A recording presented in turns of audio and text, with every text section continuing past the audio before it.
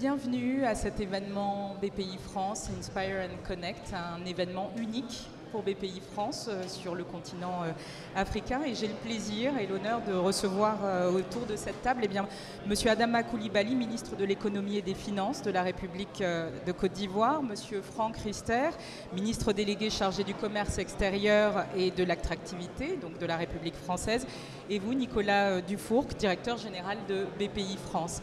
Alors on commence par l'événement de ce matin sur la scène Inspire. Monsieur le ministre, quelles sont vos premières impressions? Écoutez, merci. Mes premières impressions sont excellentes.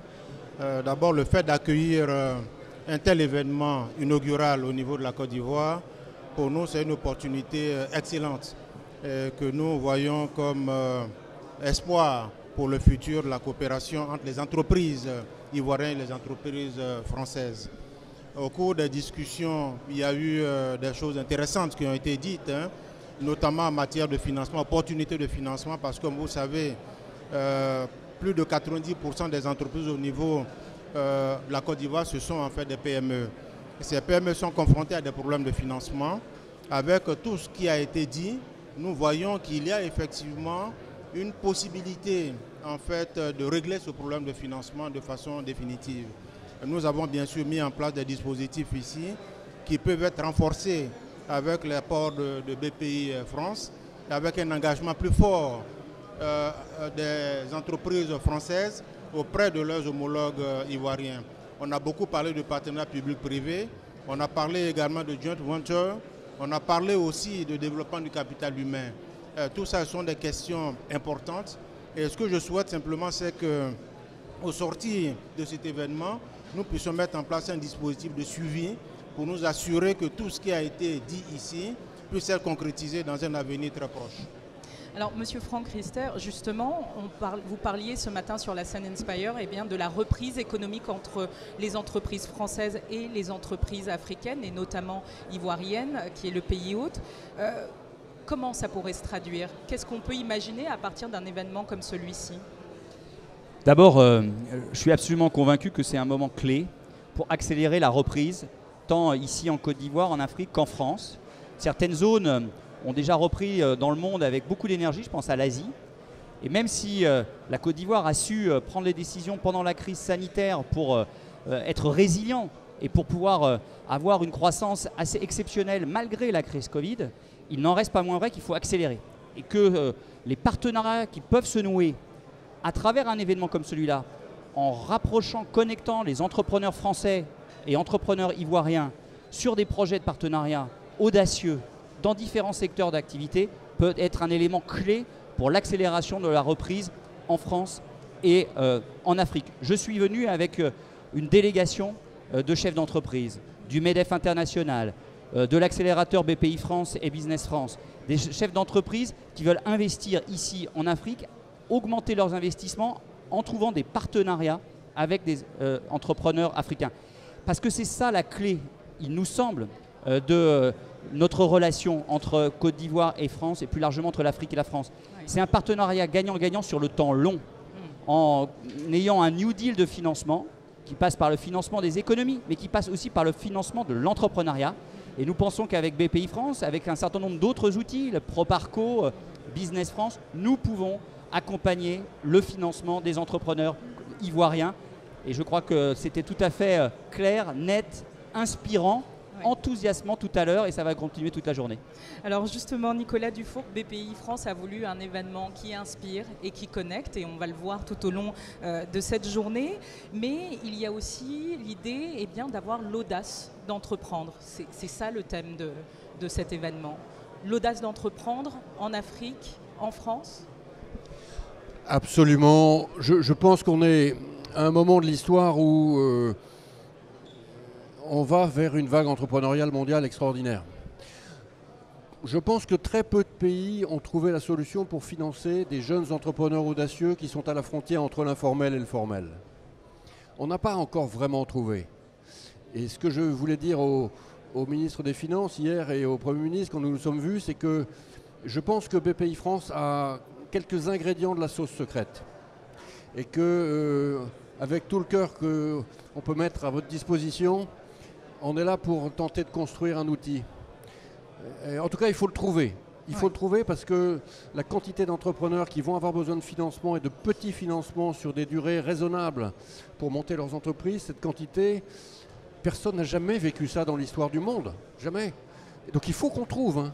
Parce que si on ne trouve pas, c'était quand même extrêmement clairement dit ce matin dans les tables rondes, on va au-devant de très graves problèmes. Voilà. Donc BPI France est à la disposition du gouvernement ivoirien pour essayer de tricoter.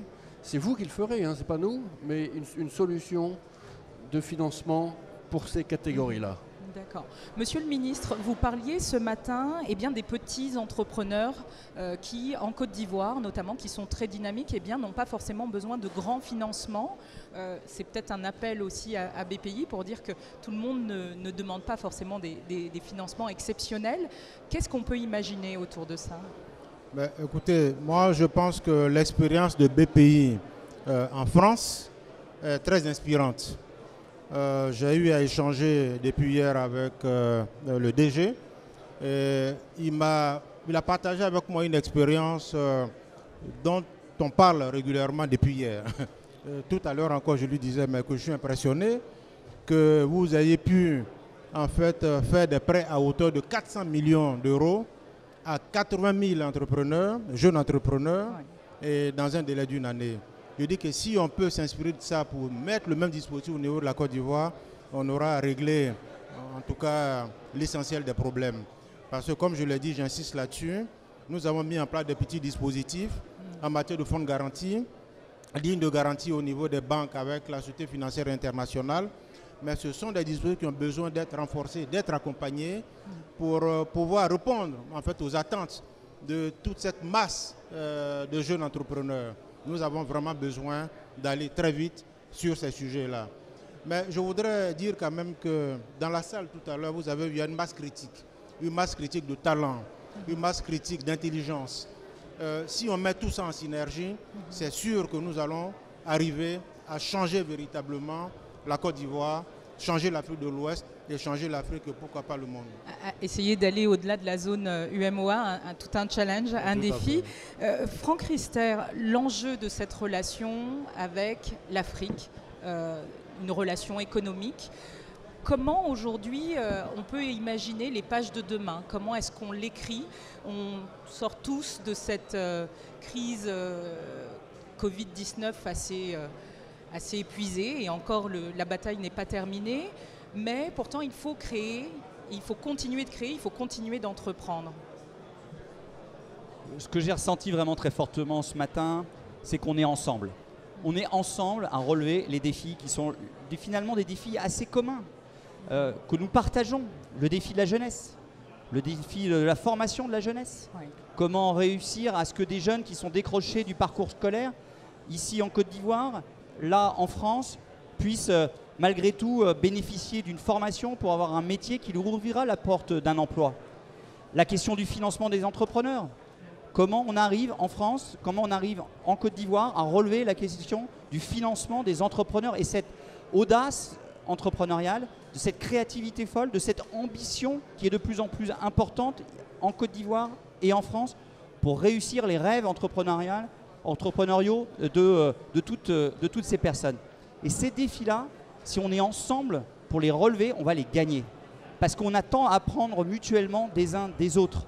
Et c'est ce qu'à travers des rencontres comme celle-là, on essaye de favoriser. Et c'est pour ça que je remercie encore BPI France d'avoir organisé un tel événement ici à Abidjan, parce qu'on voulait qu'en Afrique, ici à Abidjan, ce type d'événement puisse s'organiser tout de suite après la crise Covid pour accélérer la reprise et réussir à relever les défis si importants dont on parlait à l'instant.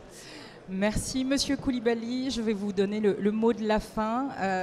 Une journée comme celle-ci, c'est une journée dont on va se souvenir. Écoutez, c'est une journée extrêmement importante pour nous, je l'ai dit.